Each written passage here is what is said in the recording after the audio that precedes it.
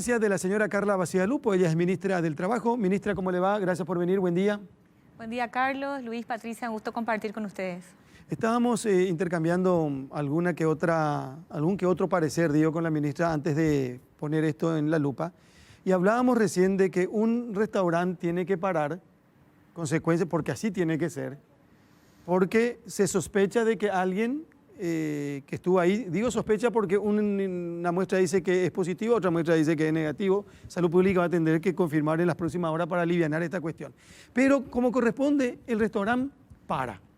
Dice, señores, nosotros vamos a parar por 15 días independientemente de lo que pueda surgir, vamos a hacer las muestras y para cuidarnos y para cuidarla a ustedes paramos. Yo le pregunto, ministra, ¿qué pasa cuando un restaurante o cualquier comercio pare como consecuencia de esto? Y deja el personal que estaba trabajando, que volvió a trabajar o que siguió trabajando, va a dejar de trabajar 15 días. ¿Él sigue recibiendo su salario o el restaurante dice, que no te puedo pagar estos 15 días porque no trabajamos? ¿Qué pasa ahí? Bueno, muy buena pregunta, Carlos. Eso es lo que estamos teniendo ahora. Tenemos una circulación comunitaria mucho mayor, por lo tanto hay muchos ambientes laborales que hoy están llevados, digamos, a observación por focos positivos. Y desde el Ministerio del Trabajo justamente hemos propuesto un plan de protección de trabajadores de tal manera a que pasen directamente, Carlos, ya al subsidio por reposo de IPS. Sabemos que hay un subsidio por reposo en caso de enfermedad positiva, pero en este caso lo que proponemos, como ya también se ha hecho en otros países, es que los trabajadores que son llevados a observación y sobre todo considerando que ya son 3 meses de afectación económica y las empresas ya no pueden hacerse cargo del salario de un trabajador que va a observación por 15 días, que esto ya absorba IPS. Y en ese sentido quiero contarles que tuvimos una respuesta positiva ya del ente y bueno, en unos días más se estaría concretando ya esa respuesta. Entonces, cualquier empresa que tenga trabajadores con, digamos, riesgo de dar positivo va a poder llevarlos a su casa y ese plazo va a ser cubierto ya por un subsidio que es del 50% del salario. Y si ya estuvieran suspendidos esas personas, o sea, se vuelve a retomar entonces otra vez. En realidad no es una figura de suspensión, Patricia. Cuando en la práctica sí también es el 50% del salario, lo sabemos.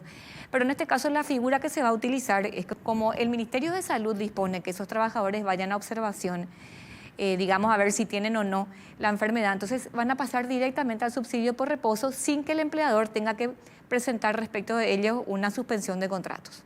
Ah, ya. Una cuestión también que antes de entrar en números y en cifras que Luis maneja ahí muy bien, el funcionamiento estábamos hablando nosotros de protocolo en supermercados, farmacias, ferreterías y de repente hasta con un pequeño comercio, pequeño negocio, una pequeña despensa, se tuvo que adecuar para darle la tranquilidad a ese cliente a la hora de ingresar con lo que corresponde. Y por eso que es muy importante, porque se van a dar casos en donde va a ingresar gente posiblemente sin saber que tiene el virus y que va a obligar a que se pare, pero una cosa es que se pare y otra cosa es que se enfermen todos o que nos enfermemos gravemente todos. Entonces, para evitar que nos enfermemos gravemente todos, hay que mantener la distancia, hay que usar la mascarilla y hay que lavarse las manos permanentemente. ¿A qué quiero llegar? Ayer fui a una ferretería de la tarde y cómo la gente se va acostumbrando y va entendiendo que ese es el funcionamiento que se requiere para que todos tengamos tranquilidad. Si por ahí alguien de ese comercio o de esa ferretería llega a tener el virus o se contagia, si vos te fuiste protegido, si vos mantuviste distancia, vos tenés menos posibilidades de ser contagiado. Puede que pare ese comercio, puede que pare eso. Pero creo que se aplicó muy bien y la gente entiende, en los comercios, en el trabajo se entiende que si ellos hacen bien esto, ellos están cuidando lo suyo y van a tener posibilidad de que se abran otras actividades también en la próxima fase, ministra. Así es, Carlos. Este es el momento de mayor cuidado. Ya estamos en un momento de circulación mayor, comunitaria, así que, como vos decís, no sabemos si a un local comercial o hacia un ambiente laboral está ingresando un trabajador o un cliente ya. Puede ser asintomático, puede ser también ya, digamos, en periodo de incubación del virus. Por lo tanto, es extremadamente importante cuidar la cuarentena inteligente, extremar esos cuidados que vos decís, Carlos, sobre todo el uso de mascarillas y el lavado de manos, que es de vital importancia el distanciamiento. Y como vos decís, nosotros a través de las diferentes inspecciones realizamos más de 4.500 inspecciones desde que empezamos la pandemia y hemos visto un altísimo nivel de acatamiento de la ciudadanía y de los clientes en el nivel, digamos, de los comercios y en los ámbitos laborales. De hecho, hasta ahora los ambientes laborales no han sido focos de contagio, pero claro, ya estamos teniendo casos positivos en los trabajos porque lo traen, digamos, de la actividad social que hasta ahora sigue siendo una preocupación para todos. Por eso es que ya hacemos un llamado muy fuerte a que en la actividad social, en todo lo que hace al esparcimiento, extrememos cuidado para no afectar el trabajo y que no se tengan que ir cerrando empresas o restaurantes con una afectación del trabajo que a esta altura ya no podemos tolerar. Y el Ministerio del Trabajo sigue controlando el tema de los trabajos por grupos.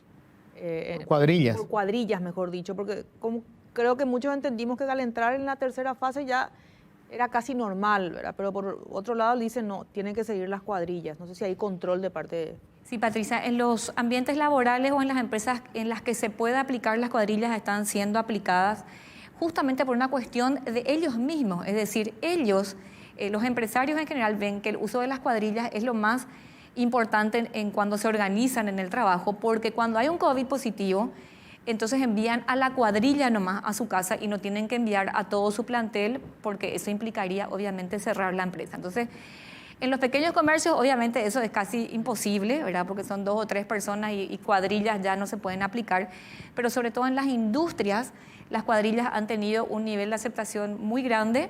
Incluso han identificado a las cuadrillas con tapabocas diferentes, con chalecos o uniformes. Han sido muy creativos todos los empleadores y los trabajadores también en adecuarse, digamos, a las normas de seguridad ocupacional. Yo creo que uno de los puntos fuertes de Paraguay puede ser esto de la seguridad ocupacional y ese acatamiento grande que hemos tenido. Ministra, para hablar del impacto a la fecha en el mercado laboral, ¿cuántos trabajadores informales se quedaron sin ingresos a la fecha? La mayoría de los trabajadores lamentablemente están en el sector informal. ¿Y cuántos del sector formal se quedaron sin trabajo? Bueno, sí, Luis, nosotros preparamos justamente un cuadro que compartimos con ustedes. La dinámica laboral no siempre es muy justo o no se puede establecer numéricamente con mucha puntualidad la afectación. Sin duda estamos viviendo una crisis nunca antes vivida. En 3 décadas de democracia no tuvimos una crisis económica y laboral como esta. Y hemos tomado, creo que, medidas también bastante atinadas, sobre todo desde la ley de emergencia. No obstante, tenemos una afectación. En trabajo, en general, Luis, es importante comentar que más del 50% de nuestra población económicamente activa, estamos hablando de más de 1.500.000 personas, se dedicaban y se dedican a ese sector más afectado, que es el sector de servicios y comercios. Correcto. Que lo vemos en rojo en pantalla. Entonces estamos hablando de más de 1.500.000 personas que de una u otra manera se vieron afectadas en sus trabajos, ya sea por una disminución de salarios o por pérdida.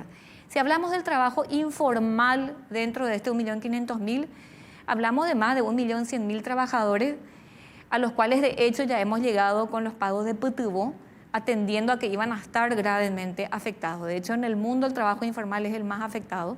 Así que podemos hablar de más de 1.100.000 trabajadores, vuelvo a decir, a los cuales ya hemos llegado con PTU. Y en trabajo formal, es decir, aquel que está asegurado en IPS y en menor proporción en otras cajas, tenemos a más de 140.000, por ser más exacta, 148.000 trabajadores que estuvieron suspendidos, de los cuales 70.000 todavía siguen en estado de suspensión. Y estos trabajadores, si bien retuvieron el vínculo laboral, también vieron disminuidos sus ingresos porque obviamente cobraron una compensación económica del 50% pagada por IPS en 2 pagos, ahora sería en el tercer pago. Y también hablamos de despidos, y si hablamos de despidos hablamos de 25.000 según los registros de IPS. Ahí hay que considerar también que en este tiempo de marzo ahora también se han dado ingresos, y ahora vamos a ver seguramente en otra lámina la relación de ingresos y egresos que hemos tenido en el trabajo formal, con una fuga o una pérdida, digamos, de un poco más de 24.000 empleos formales. Es decir, también se han dado altas en este periodo. Entonces, si hablamos de esa afectación, Luis, hablamos de eso, de 1.200.000 trabajadores informales y un poco más de 150.000 trabajadores entre suspendidos y despedidos formales. Te preguntaba lo de los números grandes, ministra, porque la cuestión es cómo se hace para reactivar el trabajo. Se habla de proteger el trabajo, de estimular la generación de puestos de trabajo. Nosotros tenemos 1 millón en el sector informal, es decir, hasta que no haya otra vez actividad comercial, porque la mayoría o son cuentapropistas o son trabajadores, vendedores ambulantes, tienen que ver con el sector servicios y comercio, donde está el 51% de la gente que trabaja. Y veo también, por ejemplo, que de las pequeñas empresas, que están entre las que pequeñas y medianas empresas, en general ocupan a cerca del 65-70% de la gente que trabaja. El aumento, solicitud de suspensión de contrato, la mayoría son las empresas pequeñas. Y veo también que cuando se habla de trabajo parcial, también el grueso están en las pequeñas empresas. O sea, hay muchísimos trabajadores que ahora están trabajando a tiempo parcial. Acá está. ¿Cómo fue aumentando a nivel desde enero a mayo? Llegó al pico 1.493 que pasaban a tener, digamos, un horario normal a trabajo parcial. ¿Cómo se hace para enfrentar esto? Porque salvo que aumente de manera significativa el consumo, que es lo que mueve a toda esta gente, vamos a tener toda esta gente desempleada. O sea, convengamos que con Pipibono más no vamos a poder paliar el impacto que ha tenido para esta gente. Bueno, Luis, en realidad ahí son fundamentales varias acciones en paralelo, ¿verdad? Sin duda el plan de reactivación económica que para nosotros tiene un eje central de empleo, porque todo el plan de reactivación que ustedes ya lo conocen gira en torno a la protección y generación de nuevos empleos, porque todo lo que hace al pago de compensaciones económicas en el que está previsto más de 460 millones de dólares, justamente a lo que apuntan es que mientras se reactiva el consumo de a poco, porque vos sabés que esa reactivación del consumo es gradual, mientras vamos reactivando el consumo por un sinnúmero de medidas que se van a adoptar, tenemos que ir protegiendo el empleo. Es decir, no podemos soltar a los trabajadores informales y formales y dejar de pagar estas compensaciones. Entonces, en primer lugar, el pago de compensaciones, Luis, para nosotros es de vital importancia sostener en la medida que de a poco se va reactivando la economía. En segundo lugar, crear nuevos empleos con una inversión importante de más de 1.600 millones de dólares en obras y sobre todo construcción masiva de viviendas sociales, que es lo que más empleo genera, pero sobre todo dando mucha participación a ese sector privado, es decir, fortaleciendo la participación del sector privado, que es el que realmente genera nuevos empleos. Y en tercer lugar, todo lo que es el acceso al crédito y más financiación para todas las empresas a través de FOGAPI y otra serie de medidas que ustedes ya conocen, porque el acceso al crédito es una de las medidas más importantes que nosotros vemos para que realmente el consumo y la economía y con, por supuesto, la reactivación del empleo se vaya dando. Pero a la par, vuelvo a decir, de estas dos grandes acciones que de hecho ya las hemos iniciado y las estamos planificando iniciar con esta nueva ley de emergencia 2, digamos, es también ese sostenimiento de las medidas de protección social que deben, no como una cuestión de subsidios nada más mantenerse, sino como un gran sustento de esa reactivación económica y del empleo que de a poco se va a ir dando. Yo les voy a dar un ejemplo. Cuando se inició la cuarentena inteligente, ahí vemos que de a poco los trabajadores fueron saliendo del estado de suspensión. Tuvimos también un hecho muy llamativo. Por ejemplo, los restaurantes volvieron, es decir, salieron del estado de suspensión esperando un consumo, ¿verdad? Digamos, de respuesta importante, y no se encontraron con ese nivel de consumo. Entonces, muchos restaurantes tuvieron que volver al estado de suspensión y decir, bueno, vamos a volver con una parte grande de nuestro personal, digamos, a estar suspendido y vamos a continuar solamente con una pequeña parte del personal. Entonces, esa dinámica económica que vemos, a lo mejor un consumo todavía muy ralentizado, muy débil por varias cuestiones como la incertidumbre, el miedo ciudadano todavía había. Entonces vemos que, digamos, la dinámica no es una dinámica ascendente y lineal, sino que va teniendo altibajos. Y ahí es donde las medidas de compensación resultan de vital importancia mientras esa economía se va fortaleciendo. Bueno, paremos un ratito, ministra, vamos a hacer una pausa y después hay otras preguntas. La gente pregunta qué pasa con el que dejó de trabajar, si IPS, cuántas veces le va a tener que pagar, si... Bueno, hay muchísimas cuestiones para preguntar a la ministra. José, sin bajarse de los autos para no volver al pasado y mirar siempre con la frente en alto hacia el futuro, dice el intendente de Encarnación. Se le rechazó el balance el otro día y se pide la intervención. Ustedes saben que en Ñemby, por ejemplo, no se logró que se intervenga en la municipalidad, pero sí fueron hasta lo de Sandra Quiñones y ahí a protestar, digo. Sí. Y Sandra Quiñones aparentemente hizo decir, o la fiscala Liliana Alcaraz dijo que están a acelerar los procesos de investigación. Pero siempre se da con varios municipios, con varias intendencias. Pedro Juan Caballero también está pendiente. Concepción también está pendiente de intervención, que son capitales departamentales en los últimos tiempos también con pedido de intervención. Bueno, sigamos con la ministra. Acá me escribe alguien, esto rápido porque después hay otras cuestiones. Dice, por ejemplo, un personal tiene sospecha de COVID. Se hace la prueba, pero para eso ya está prácticamente 14 días sin trabajar. ¿Verdad? El reposo de IPS cubre a partir de ese reposo que le dan. Se hace el análisis y le sale negativo. Y ahí vuelve a trabajar.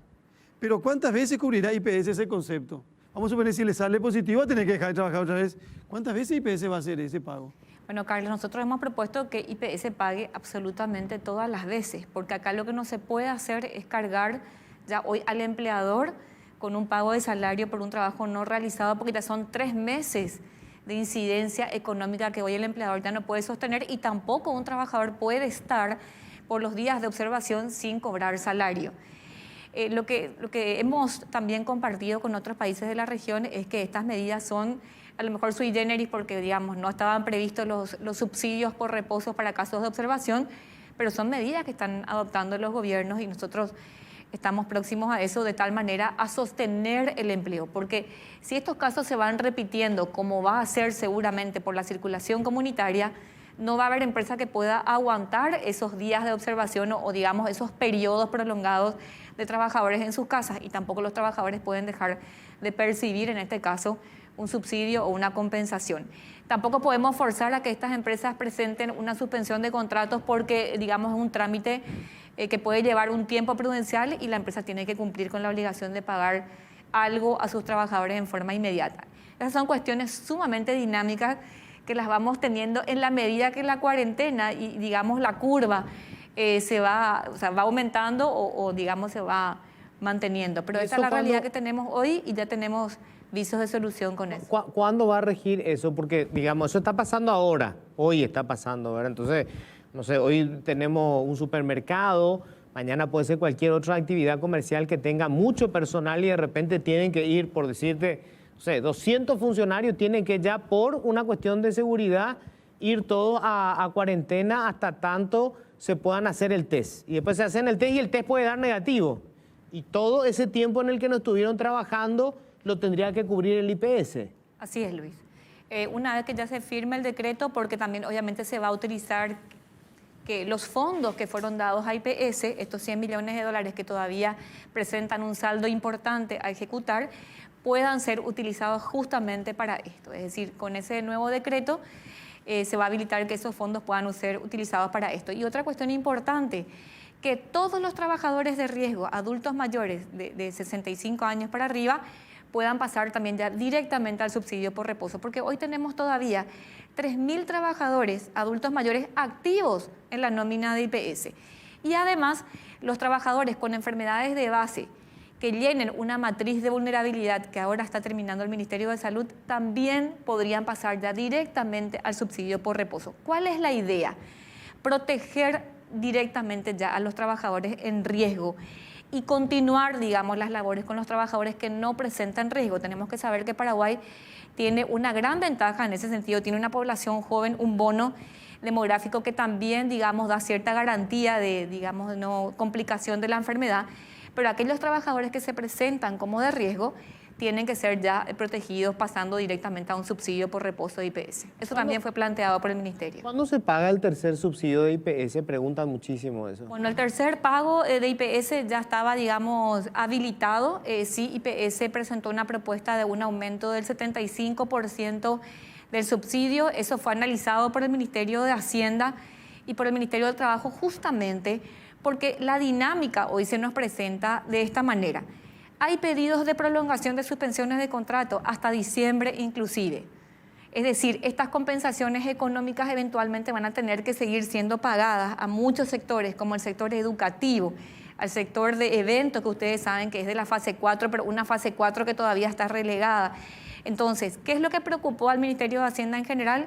la sostenibilidad de esos pagos. Es decir, tenemos que prever que el pago de compensaciones a trabajadores formales va a tener que extenderse para ciertos sectores hasta diciembre, y también estos subsidios, Luis, que como sabemos, ¿verdad? Es una dinámica que se nos está presentando ahora.